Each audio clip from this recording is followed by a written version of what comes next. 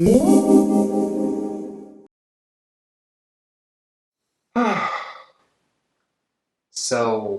I had a script, right? A whole script typed up.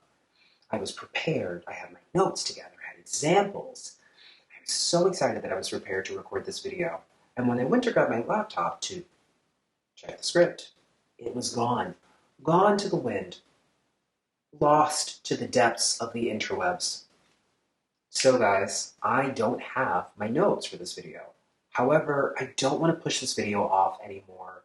I'm already set up, I'm already sitting down here, so I figured I would just come and talk to you. This is a topic that is near and dear to my heart, especially because I personally experience these symptoms every winter when it comes to style. So the video today is about how to beat the winter blues utilizing fashion. If you guys are anything like me, you love when the seasons start to change, right? It gets a little bit crisper, the air, the leaves are starting to fall, because the opportunity for layering is there. I personally feel like I look much better in the fall and winter because I look much better in long coats, really long, heavyweight trousers, boots, etc. However, once we get to the dead of winter, I experience a complete style fatigue.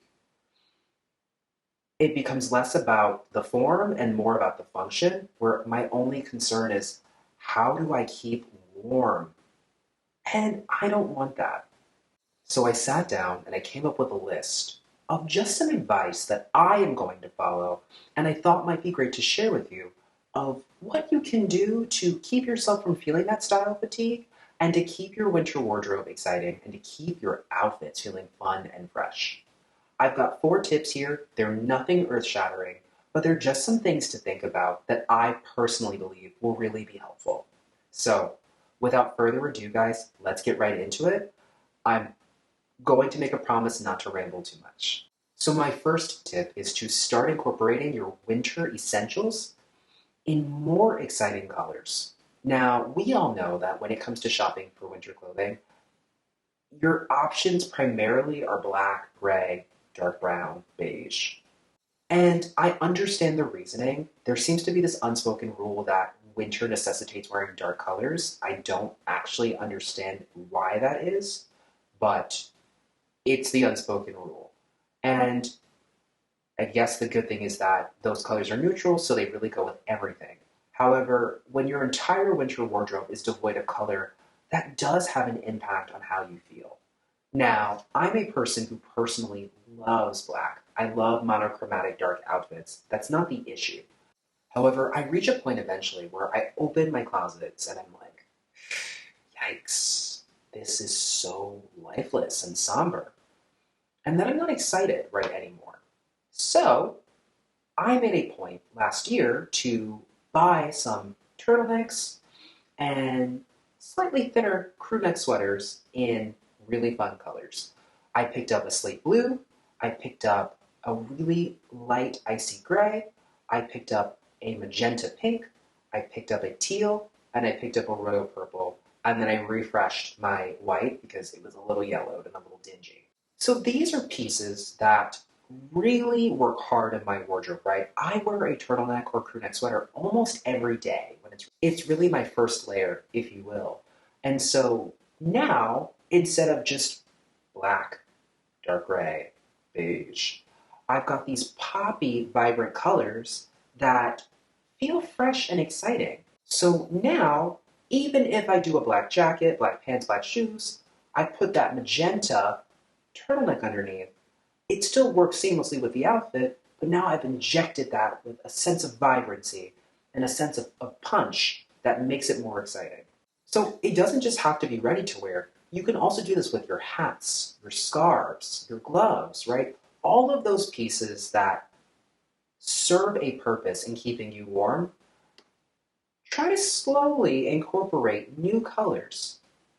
If you're going to invest in more colorful pieces, my word of advice is to ensure that the colors you incorporate pair well with the colors that are already in your wardrobe. While I'm not a personal subscriber to seasonal color analysis, not because I have an issue with the system or people who like it, I just find color to be a little bit more artistic than that, and I feel like there are definitely a lot of exceptions to the rules. However, I'm a particular fan of how seasonal color analysis organizes and categorizes colors into these collections that colors in the palette work well together, and I think that that is awesome. I personally utilize the winter season and the bright winter subseason. I enjoy those colors. I find them to be very flattering. And so when I make a purchase, I make sure that the colors are primarily going to align with that palette. So that magenta, that royal purple, that blue, that icy gray, that slate blue, right? Those are all going to be found in that palette. And those pair well with the other colors in my wardrobe, which the foundation of my wardrobe is black, white, and like a charcoal gray. So I don't have to worry about mixing and matching. Everything harmonizes well together. This is tip 1.5, but if you're comfortable with it, apply the color rule to your outerwear as well. I personally took the plunge last year.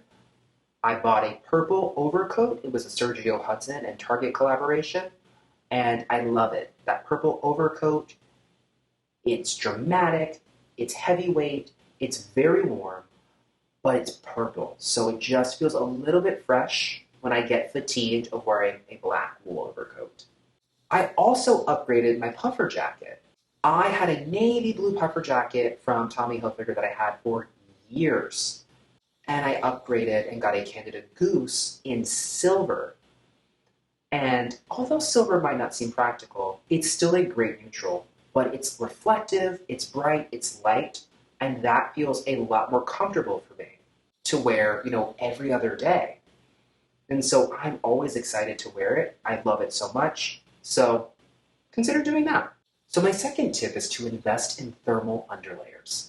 I resisted this for so long, guys. I was so foolish.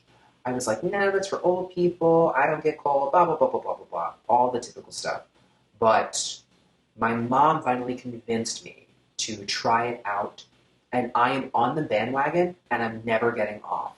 By incorporating those thermal underlayers into your outfit, it allows you to extend the life of some of those pieces that might only work in spring, maybe early fall, where it's really not that cold. And so now I have more options to mix and match in my wardrobe, which has now given me a lot more room to play and has made for a lot more excitement when I'm going to get dressed. I'm a particular fan of satin trousers, and I love satin trousers, but they don't particularly insulate you against the cold. And so I'm now able to wear these satin trousers a lot more easily because I put my thermal underlayers underneath of them, and now that wind blows and I don't feel a thing. So now I'm excited because I'm like, I could only wear these in early fall and early spring. And now they've got so much more life, and that is exciting.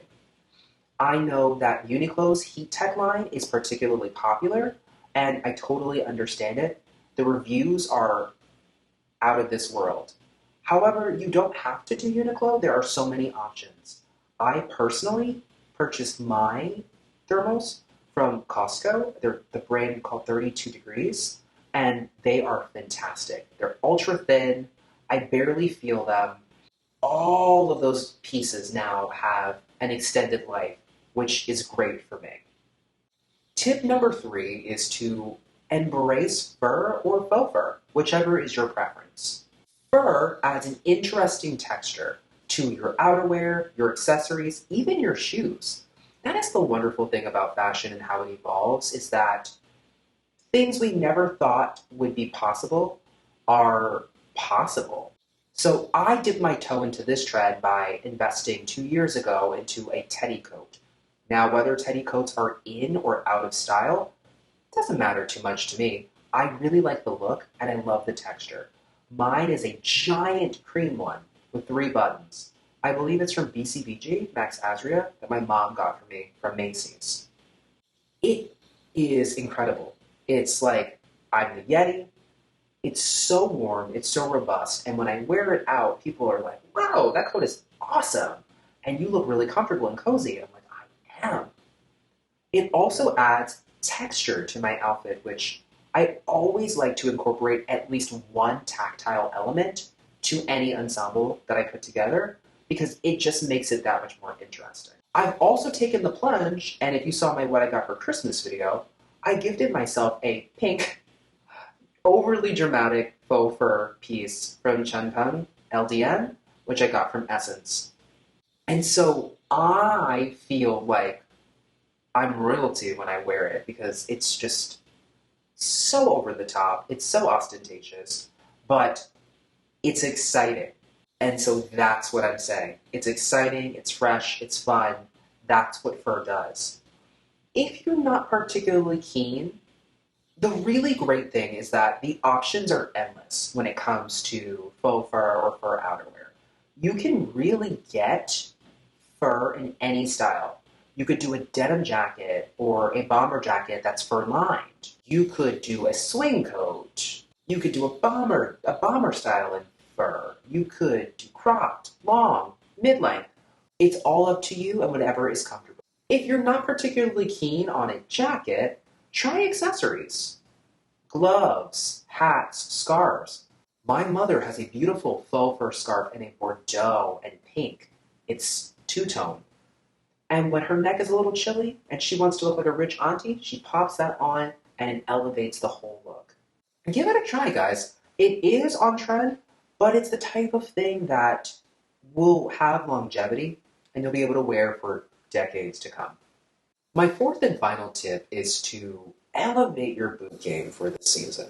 We all definitely need a pair of weatherproof boots for if it snows, if it's cold and rainy. I get that. I personally have the UGG style. I think it's called the Butte. I've had it for years. It's rubber at the footbed. It's fur on the top, laces up, in gray. They're fabulous. However, if it's just cold and not wet, I like to have a lot of options.